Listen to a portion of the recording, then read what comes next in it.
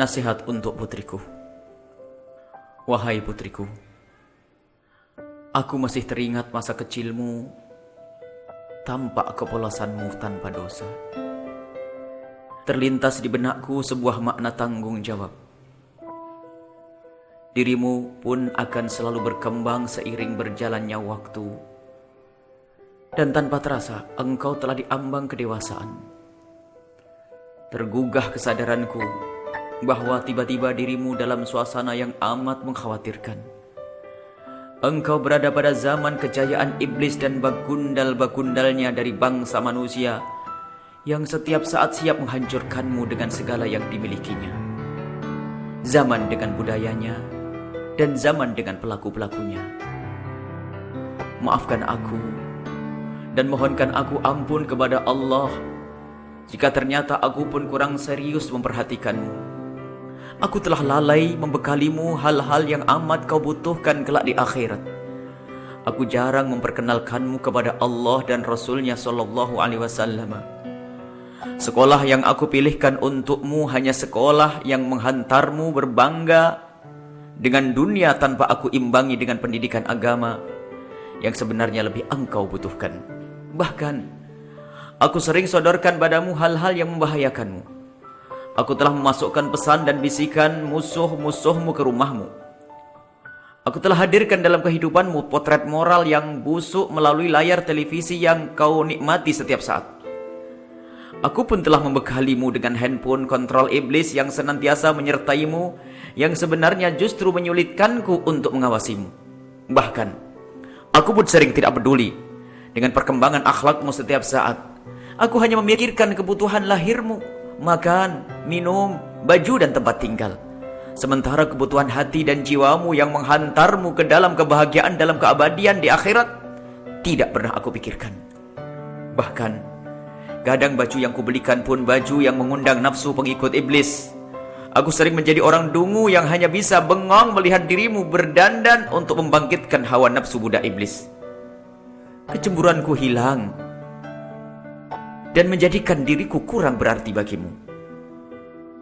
Wahai putriku, bantulah aku untuk mengembalikan kemuliaan pada dirimu. Maafkan aku jika saat ini aku berbeda dengan hari yang lalu. Kemarin aku lemah dan dungu yang amat membahayakanmu. Dan hari ini, aku telah menyadari bahwa aku harus meninggalkan kedunguan dan kelemahanku demi kemuliaan dan kejayaanmu kelak di akhirat. Aku tidak ingin disebut tolol dan dungu dengan pendidikanmu yang tidak membawa keselamatanmu di akhirat. Aku tidak mau dibilang bodoh melihat pakaianmu yang separuh hati kau kenakan. Sebagian badanmu tertutup dan sebagian lagi terbuka. Aku tidak ingin kau dihinakan oleh mata jalang hamba hawa nafsu. Maka, perhatikan bahwa dirimu harus kau muliakan. Berdandanlah dengan dandanan yang berwibawa di hadapan perampok-perampok kehormatan. Jadikanlah mereka takut mendekatimu dan jera jika mereka berusaha menjailimu. Jangan kau rendahkan dirimu dengan kau umbar tubuhmu di sana-sini. Sebab jika engkau tidak bisa menghargai dirimu sendiri, maka orang lain pun tidak menghargaimu. Kemuliaanmu, wahai putriku, pada kepribadianmu. Jika engkau berwibawa dan mulia, maka lelaki jalang hamba hawa nafsu pun akan enggan mendekatimu. Senyummu amat mahal, jangan kau berikan kepada semua orang, sebab tidak semua orang tahu nilai senyummu. Suaramu pun adalah nilai dirimu. Jangan bersuara yang mengundang nafsu di hadapan bagundal iblis sehingga mereka meremehkanmu. Telah banyak gadis-gadis seumurmu telah direndahkan oleh mereka. Lihatlah di sekitarmu. Anak gadis sebaya denganmu telah tenggelam dalam kenistaan. Harga diri telah digadaikan dengan karir dan ketenaran. Putriku, sungguh, itulah bahasa cinta dan kasihku yang engkau butuhkan saat ini. Aku sadar bahwa engkau saat ini sudah tidak butuh orang tua yang hanya bisa memanjamu. Akan tetapi saat ini engkau butuh orang tua yang mendidikmu dan menuntunmu kepada kemuliaan.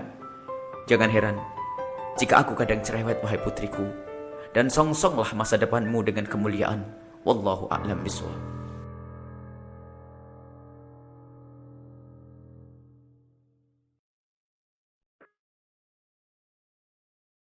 Bismillahirrahmanirrahim. Orang cerdas ingat kematian. Sahabatku, bersama hari-hari yang kita lalui, pernahkah kita merenung sejenak tentang sebuah perjalanan? Perjalanan yang harus kita tempuh.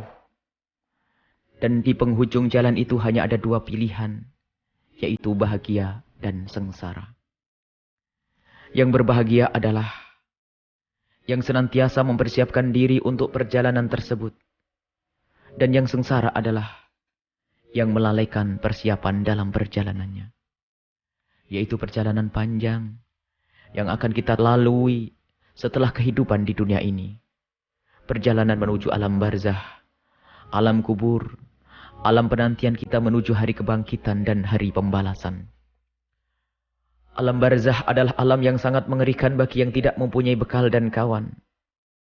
Bekal dan kawannya adalah amal baik yang tulus diperbuat saat di dunia.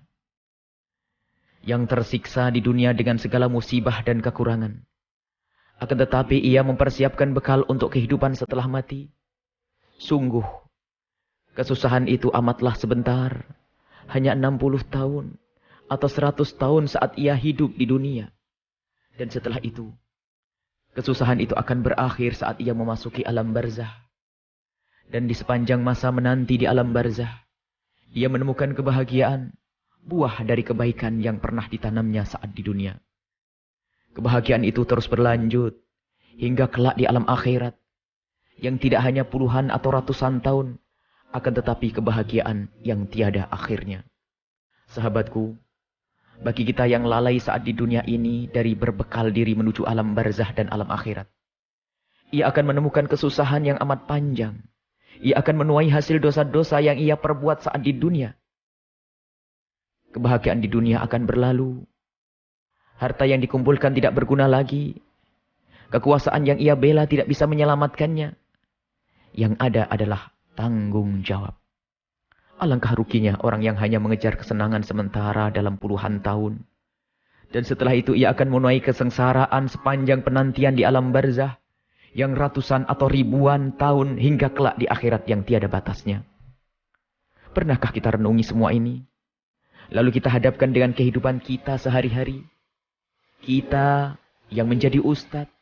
Sudahkah kita hadirkan makna kerinduan mencari kebahagiaan yang abadi di balik tugas ini? Kita yang berdagang dan pengusaha. Sudahkah kita hadirkan makna kecintaan kita kepada kebahagiaan hakiki di akhirat? Di balik aktivitas berdagang kita? Kita yang sebagai pejabat. Sudahkah kita hadirkan makna tanggung jawab kelak di akhirat? Di balik kekuasaan yang kita emban? Sahabatku, sudahkah kita sadar bahwa kemunafikan seorang ustadz adalah murka Allah subhanahu wa ta'ala? Kebohongan seorang pengusaha adalah siksa. Dan kecurangan seorang pejabat adalah neraka. Pernahkah kita berpikir tentang diri ini, di saat ini, dan di masa depan yang panjang? Apa yang kita kerjakan saat ini? Dan kelak apa yang akan kita petik setelah kematian, buah dari apa yang telah kita kerjakan saat ini?